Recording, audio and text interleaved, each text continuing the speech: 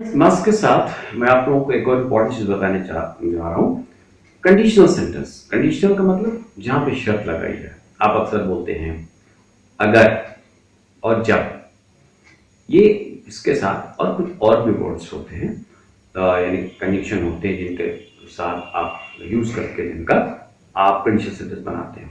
अब आपको इसमें दो चीजों का ध्यान देना है। देखिए, इसमें क्वेश्चंस कम आते हैं, इसमें आपको अफर्मेटिव सेंटेंसेस ज्यादा मिलते हैं। अगर तुम कल मिलोगे, मैं तुम्हें सब कुछ बताऊंगा। अब यह कंफ्यूजन आपका ये है कि दोनों पार्ट फ्यूचर में है, लेकिन आप इंग्लिश में भी चाहो फ्यूचर बनाना। नो, एक तो इफ के साथ बीच में देन मत लगाना। If you meet me tomorrow I will tell you everything. अगर कल तुम मुझसे मिलोगे, मैं तुम्हें सब कुछ बताऊंगा। अगर आपने इसको ये बोला कि if you will meet me tomorrow then I will tell you everything, this is totally wrong. grammatical mistake है इसमें। तो आपको बोलना है if you meet me tomorrow I will tell you everything। याद रखिएगा, कंडीशनल सेंटेंस में पढ़ा रहा हूं, बहुत इंपॉर्टेंट पार्ट है स्पीकिंग का और राइटिंग का। अब इसको आप बोल सकते हो when you meet me tomorrow I will tell you everything। जब तुम कल मुझसे मिलोगे, मैं तुम्हें सब बताऊंगा।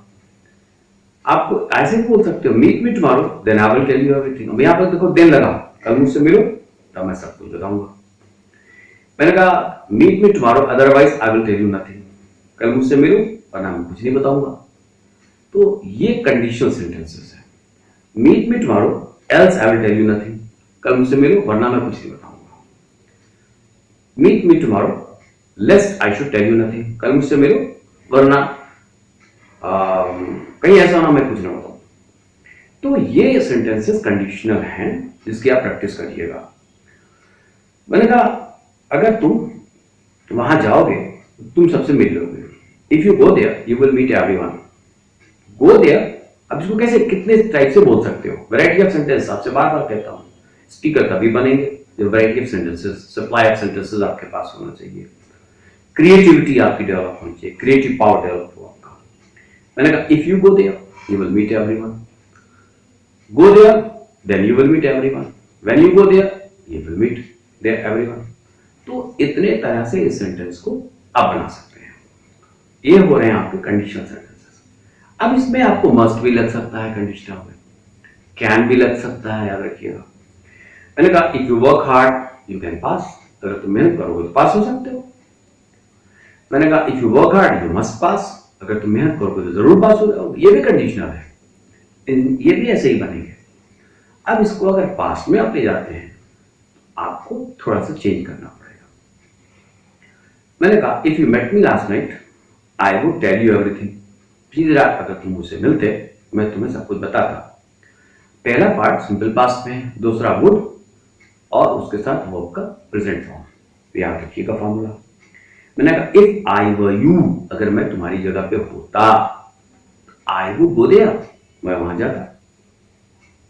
If I were you, I was you नहीं, आई वो लगेगा, जो भी सब्जेक्ट है उसका वो लगेगा।